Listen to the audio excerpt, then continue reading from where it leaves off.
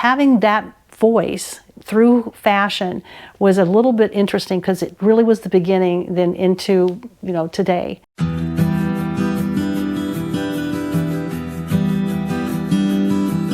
Hey everyone, I'm Chip, a historian here with the Oregon-California Trail Association, and today I am joined by Nancy Eppert. We are here to showcase and discuss some period-correct clothing that people would have been wearing when moving west in the early to mid-1800s. Nancy, you are the owner and artistic director of the Omnibus Theater Company. Mm-hmm. And you're also the administrator of the Independence, Missouri Living History Program. Yes, I am. This is exciting because there's so many questions that we as living history interpreters, our visitors come and surprisingly, even men, children, ask what's underneath all of the clothing that they see on the outside. And it's exciting to talk about that because that's one thing that most people don't think about, or sometimes it's a taboo subject. When those of European descent, those non-native to this part of the world, started immigrating west in the 1820s, what were they wearing? For ladies, it was always the same throughout history, as well as men as well. It's like they wanted to represent themselves. They wanted to look appropriate for whatever situation there was. But as they're coming from Europe, they're bringing a lot of their things with them, because when you get to the country, here in this country, there weren't a lot of suppliers for these things. Basically everything you make yourself or you bring with you and then you fashion after that. The women were wearing at the time were basically things that they could travel well with until they got settled. A lot of the underpinnings, a lot of the other under things that they had, they were for convenience until they got settled and they wanted to dress out and do party wear. Were they traveling west with party wear, or were they making that once they got? They're traveling with at least one set, because that way they can then model that. Either that or they're sketching it out or it's on paper.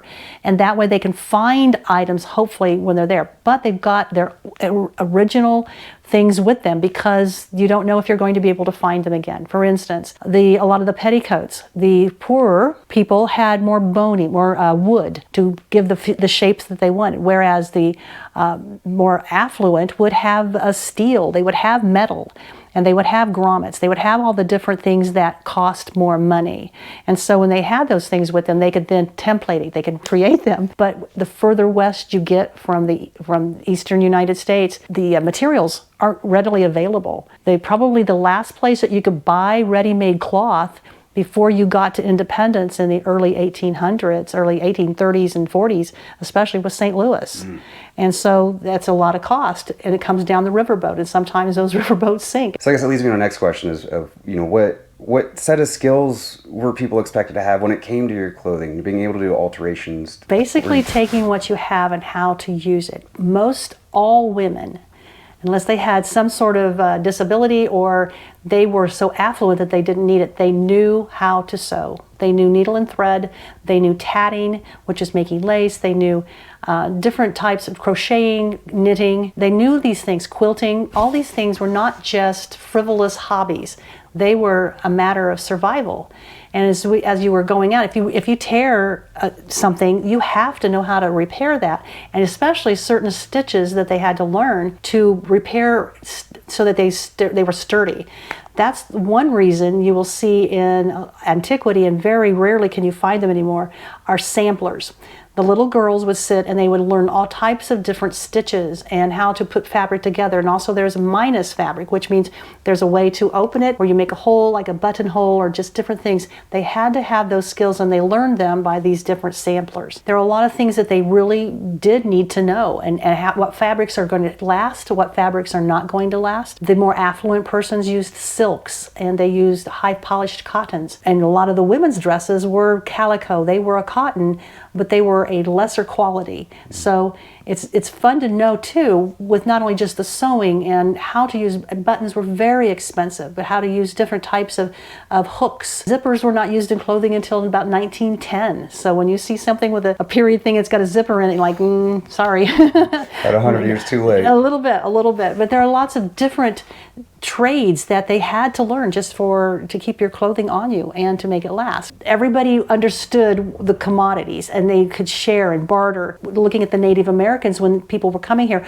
what they were doing with porcupine quills, and they were doing all the bones of the animals, how the natives used every piece. And so there's a lot of cross learning from not only people coming from a place where they weren't paying much attention to the Native persons, but now they're living with Native persons and how that all works. So everybody had to have these skill sets and everything going west as well. It didn't matter gender, age, class, whatever.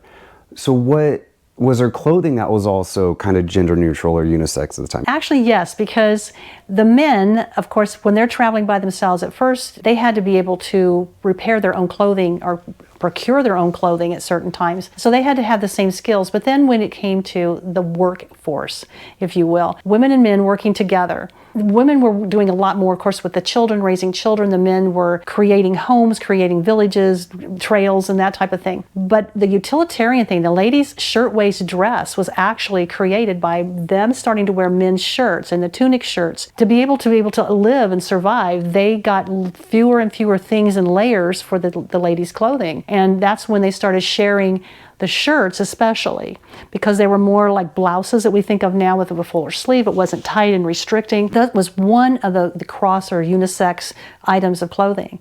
The other thing, and we can get into that, is it was in about the 1840s, early 1840s, were the bloomers. Now, bloomers came about because there was a woman by the name of Elizabeth Smith Miller that she was out in her garden one day working, and she was restricted. She was upset. She was trying to do her gardening, and the dress was consistently in the way. So she took her scissors and just cut it off below the knees, which was scandalous to show a lady's bottom of the leg. You wouldn't even say ankle. That was too scintillating. And so she cut the dress off, loosened her stays, loosened her laces, so she could do her work without getting overheated and being of comfort. That style was picked up by a woman by a name of Amelia Bloomer. Her married name was Bloomer, and she was of Quaker descent, but she also was very liberal. She had the opportunity to have a woman's journal, and so she saw this, and she was all about women's rights. She was about women to be healthy and happy and, like everybody else, have an equal opportunity. When Amelia actually went to Seneca Falls Convention in New York,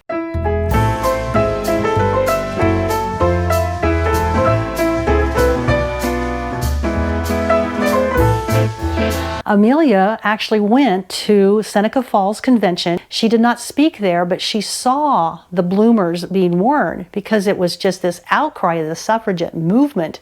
And so she took that on, one of the most liberating things for women, a movement, because we as women had every right. We're doing a lot of work all the time, just as the men are, but we're doing a lot of double duty things. And so having that voice through fashion was a little bit interesting because it really was the beginning then into, today. We're talking the early half of the 1800s of the 19th century, Regency era into early Victorian. Fashion, all through history, it goes from barely nothing to very restrictive to very voluminous, very pinioned. Then in the Regency era, everything was, if you think of it, it's uplifting, it's pushing the bosom and the body up, and it's very straight from there below for the flowing, but not restricting. But then it starts to grow again with volume, with the hooping. Just keeps building on it. Everything keeps getting bigger. Right. And then also, there weren't underpants, panties. They weren't there because, again, it was for hygiene, because if all that restricted underneath all of the clothing that they had, it would cause infections, it would cause problems. And so everybody was flowing, loose and flowing. And so especially with the little children being toilet training, it was so much easier just to lift a skirt. It's also interesting on little boys, why you see a lot of pictures with little boys, the toddlers wearing dresses. It was for toiletring, because it was so much easier to just have this flowing skirt and they can just go toilet when they needed to and not have to undo all of the buttons and the trouser and all of the different things, and as well as the little girls, because there weren't underpants. Before the bloomers, denim, we're still 50 years away from denim even. Mm-hmm. What issues did these garments cause for people walking west. I mean, keep in mind, most of these people are walking west. It's interesting because the undergarments were usually light cotton and linen. And so the idea of having the first thing that you would put on is a chemise. It's like a little dress. It's like a dress. And one reason you have that chemise is because it's easier to wash that chemise over and over and over again instead of the dress itself. The first thing you put on is that chemise. Then your under pantalets. Now the pantalets that you put on are basically to protect your legs because they go on, but there's nothing in the middle. There's no crotch. It's completely open. So that way, again, it accommodates toiletry. After that, you've got the corset. You put that on. And then after the corset, you have a corset chemise cover, which is a partial cover for that, to cover that up because you've got the grommets and you've got all the lacing. Then you've got your stockings on. You've got your hoops, and then the petticoat cover for the hoops. And then if it's colder out, you have another petticoat. So if it's colder, we're at 8 now. Right, or just, it depends on where you're traveling, because if it's dirt and so forth come up, you want a layer between all those other layers. Then you want the dress. And so after that, that's the end of it. Unless you've got a stole of some sort, of course, then you've got bonnets, caps, that type of thing. And so one of the biggest issues of all of that is not only the weight and holding body heat in, but then if they were crossing rivers or crossing streams, when all of that fabric, all that porous fabric gets wet, it's very unforgiving and it's treacherous, and you can't get out of water sometimes. Because it's just so heavy and waterlogged. It's so heavy, exactly. And fabric wears out with the sun. Sun is the worst enemy for anything like the fabrics that they had. There are many times when I'm talking to persons, when one of the dresses that I have, it's very sun bleached, the top part is, from being out and using it. There's a term that you may have heard in literature called "she wore a thrice or thrice turned dress." What that is, once that fabric gets bleached so you can't really see the print any longer, it's getting very faint.